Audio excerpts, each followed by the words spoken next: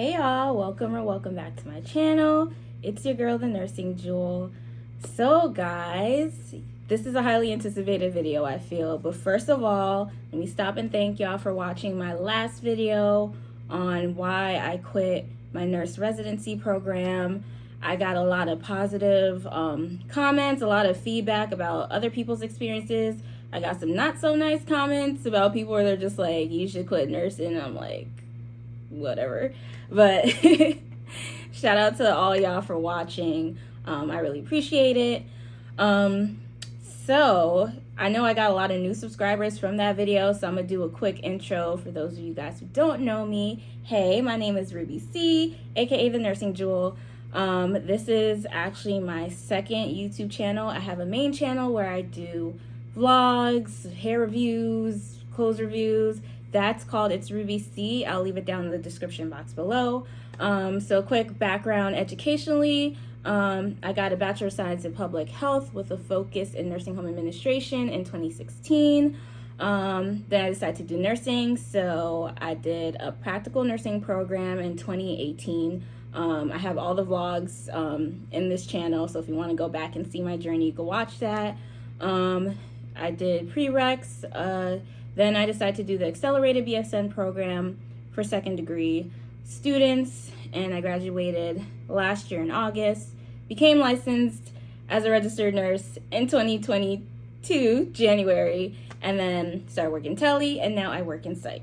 So that's just like a quick little synopsis of me. If you do have any more questions, I do have a frequently asked questions part in the description box, so you could scroll down and then you'll see like where I live, what schools I attended, this, that, and the third. So let's get into this video. You guys have been asking me, yo, how is psych nursing? And I'm like, yo, at first I was gonna do the video like a couple weeks ago, but I'm like, okay, let me get a little settled on the unit so I could give you guys a real deal Holyfield of how it actually is, instead of just like, oh, my first weeks are great. Oh, so yeah, let's get into it. Some people have been asking me for a day in the life video, and I'm gonna keep it real. Like, my psych hospital has cameras everywhere. Before I got there, they said there was a nurse who actually got fired for doing TikTok videos. Like, even though she didn't really show any patients' names or anything, my hospital ain't like, they don't like that. So if you're expecting one of those videos where people are like walking in the hallways, I mean, I did little snippets, like couple of seconds, but you guys aren't gonna see exactly how it is inside my psych hospital. So just getting that out the way, okay? So I'm gonna describe a typical day. So I actually do work overnights from 11 to 7, but technically it's 10:45 to 7:15. So usually when I go into work, I clock in, obviously, drop my stuff off at the staff lounge. So the first major difference from the regular hospital compared to the psych hospital is that we don't need our stethoscope. Really all that I take with me is like my notebook with all my notes that I have from like when I was orienting, my pen, and that's it. Oh, and a sweater because it gets really cold in the night. So once I get onto the unit, I pick up a team sheet. So a team sheet basically is a list of all the patients on the unit. My unit has a max of 16 patients. Sometimes we have less, but we can't go over 17. If we do get 17 patients, usually morning shift and evening shift, they have 3 nurses. For overnights, we still keep it at 2. So there's always 2 nurses on the unit. So I grab a team sheet. I usually check to see if there's any new patients that I don't know. And then one of the evening nurses asks who wants to do the count. If I'm the first night shift nurse to show up there, then I just do the count. And the count is basically the narcotics count. So we go in, we count how many keys there are, and then we count each of the narcotics, see if anything's missing, if there is something missing. Most of the time, it's a nurse that forgot to sign out for a patient because they were rushing. After the narcotics count, we have little tasks that we do. I like to get them out of the way, like as soon as I get there. So some of the things that we do is the glucometer control. So we just, there's like little liquid controls that we do for the glucometer just to make sure that it's working right. Do that. We check the med fridge and the beverage fridge temperatures to make sure that, you know, like insulins and the tuberculin liquids are kept at a certain temperature so they don't go bad, as well as like liquids. Other things that we do, stock med restocking, I guess, floor stock restocking. So basically we have certain medications that we keep on the floor, other medications we get from the pharmacy, but medications like ibuprofen, Tylenol, clonidine, Cogentin, Haldol, Atarax, things like that we keep on the floor. So it's a night shift nurse's responsibility to see what's missing, count them, restock that, as well as the narcotics. If there's narcotics that are getting low, like Ativan, Klonopin, Subutex, Librium, OxyContin, Percocet. It's up to the night shift nurse as well to see what needs to be restocked based on the floor's needs, and then we restock that. So usually I like to get all those out usually before we even do report, because I just like to knock things out. So after I do all of that, go back into the floor. We have a back room. So the next thing that's different from the regular hospital unit compared to my personal psych unit, because when I had clinicals at school, the psych hospital was a lot different from my psych hospital. But in my specific psych hospital, report is given at the same time between like all the evening nurses and the night shift nurses. So it's basically 4 of us. We all give report at the same time.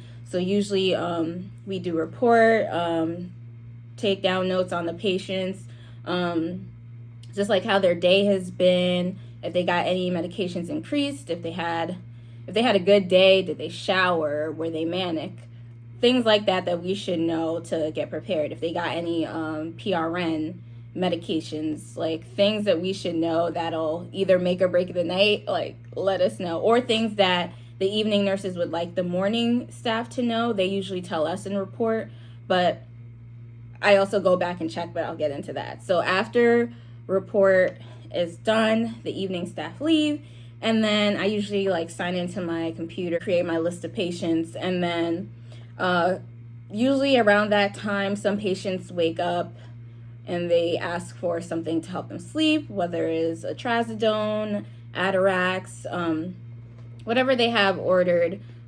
Usually I look it up and tell them if they have to wait a certain amount of time because their last dose, because some medications could be 4 to 6 hours apart, and if it's not in that time window, I usually tell them like, hey, you could wait an hour, or I could give you something else for sleep. So usually I do all that, and then once everyone is settled, do our rounds for the unit. So nurses do rounds every hour on my unit. MHTs, which are the mental health technicians, they do depending on the patients. So we have Q5 patients, Q15 patients, and 1-to-1s. So 1-to-1s and Q5s, obviously they get checked every 5 minutes. Q15s, they get checked every 15 minutes. Q5s and 1-to-1s, usually they're the ones who are like suicide precautions, fall risk, or just like, you know, very manic to the point where you have to keep watching them because you don't know what they're going to do, and you don't know if they're going to go into another patient's room. So usually they get checked more so by the MHTs, but the nurses do checks every 1 hour. So after that, I usually do the medication audits. Usually that takes the longest because we literally go through each MAR of our patient and like scroll to see if anything's expiring, scroll to see if a dose missed, why was it missed or refused, if it's duplicate, like we have to do all that. After that, we do the MPO list. And none of this is in a particular order. Like if I come in at a night and it's busy, I might not do all that until like maybe 3 a.m. or 2 a.m. Like glucometer controls and all that. Like I might just go straight on the floor and start getting to it. So we also do the MPO list. So some patients on my unit have ECT, which is electroconvulsive therapy. That's the shock therapy that they give. I know some people when they think psych, they think that like, oh yeah, they're gonna shock the brain.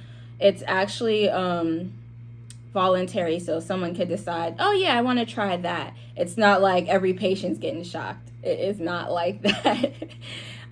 It's voluntary. We do the ECT list, like the NPO list. Usually it's NPO after midnight. And then we also see if anyone has labs and if they should be NPO after midnight as well. We put signs on the doors of the people who are NPO, check their rooms to make sure they don't have any snacks, stuff like that. And those are usually the night shift tasks. If patients do have ECT, we also set up their charts for the ECT nurse in the morning, and that's pretty much it. So after that, usually I like to read through the day reports. Every day, each patient on my unit gets seen by the psychiatrist or a mental health nurse practitioner, and they usually leave notes. That usually lets me know how the day has gone, if they got any new medications increased or decreased or DC'd, if someone's going to be discharged. I usually know from reading the notes. We also update the care plans on night shift. So usually if someone has their medication increased, decreased, or DC'd, we add that to the care plan. And then that's pretty much it for the night shift. If any patients come up, then we, help with whatever needs to be helped. But that's usually like the nights. The rest is just like chilling, I would say. Like I said, if any patients need anything, we go. What else? Breaks, we get 1 hour breaks. Every staff member gets 1 hour breaks. So with that being said, because each staff member gets 1 hour break, there's always going to be like, okay, so if I go to break at 3 o'clock, that means that the other nurse on the unit is going to be by herself from 3 to 4, but there are other MHTs and vice versa. And usually for my break, I like to go in my car, eat, watch videos, chill. It's up to us to do whatever we want to do for hours. Some people drive off to Wawa because Wawa is 24 hours. Some people on the East, who are not on the East Coast, might not know what Wawa is, but Wawa is like a convenience store, like a Quick Check or something like that. And yeah, then I usually come back after my break, do rounds again. I usually start preparing for the morning. So like if I have a patient, we prepare the morning meds. Sorry, this is a little bit like jumbo, guys, but we also prepare the morning meds for the morning nurses. So usually some of us like to do it during our break. I like to bang everything out when I first start so that the rest of my shift is just chilling. But so yeah, we go into the med room. The med room is off of the unit for my unit. And we basically go through the MAR, check all the 9 a.m.s or 7 a.m. meds. We put them in a cup and we put them in the cassette for the morning nurses so that when they come in, all the meds are ready for them. Which is convenient for the morning nurses, and for us, it gives us something to do. And then, yeah, that's pretty much it. So when the morning comes, we kind of clean up the unit, make sure everything's clean and ready to go. And then when the morning staff comes, we do the same deal with report. The overnight staff, we sit in and we give the morning staff report, and then we go home. So that is basically the day. My typical day at work. So you guys are wondering how psych nursing is going so far. I like it. It's chill vibes. Not gonna lie, there are some tough days where we do get manic patients, or we do get patients who are just really tough or they threaten. Although it's lighter nursing work-wise, I would say that you're definitely on your toes because you don't want to get injured. There is a high chance of getting injured in psych, not gonna lie. But you learn to keep your distance. You learn which patients are more unpredictable than others, and you know how to keep your distance, how to talk to them, how and where to give them medications. Some patients you can give them medications in their rooms if they're chill, but others you want them to come up to the nurse's station where we have plexiglass in front of us, because you just never know. Also something that's different, codes. So with codes in the hospital, code is oh yeah, someone's coding, they're not breathing, or their vitals and everything is just going down and they need the crash cart and all that stuff. But codes in my psych hospital, we do have different codes. We have the medical code, which is obviously similar to the hospital, but then we have the other code, which is basically a patient is becoming a danger to themselves or others, and they need to go to the quiet area. So the quiet area is just like a room. It has a bed, it has a window. Usually they go in there when they've, like I said, are becoming a danger to themselves or others, not necessarily like if someone's like, oh yeah, I'm gonna beat your brains in, you don't want to be like, okay, and then walk off. No, you want to bring them to the quiet area, have them on a one-to-one that's sitting with them. So usually a MHT is always with someone in the quiet area. There is paperwork involved. And if they are in the quiet area and they are still threatening, or they try to grab something and try to, like, if you just notice that they're still like ready to turn up, they may go into restraints. This is something that we tell them on admission, like, you know, just in case if anything goes really bad, there is a possibility of going into restraints, and that comes with a bunch of paperwork as well. We do have security in my hospital that comes, so if we notice that someone's going to be coding soon, we call security and they come over. Usually it's a handful of big men who could help us, because there are a lot of female nurses on the unit, and there are a lot of nurses who are as tiny as me or even tinier. So, you know, we can't really, like, you know, hold a 6-foot man. We need a couple of men to help us. So we have them. We administer PRNs. So it's not like, I know some people when they think psych, they think, oh yeah, you just inject everyone and make them go to sleep. No, it's not like that. First of all, they have to have an order for it. And it's usually in an extreme case. Like I said, if they're threatening, if they're going to punch someone, if they say they're going to punch you, if they're trying to use something to, like, choke themselves, then most likely you could give them the PRN, which is the as-needed medication that the doctor has ordered. Usually the PRN is in 2 forms. The doctor orders a PO form, so by mouth, which is like the pills, or the IM forms. If they're not trying to take the pills, then you can inject, but it's usually the same. Like, the pill form is the same as the IM form, just the IM form works faster.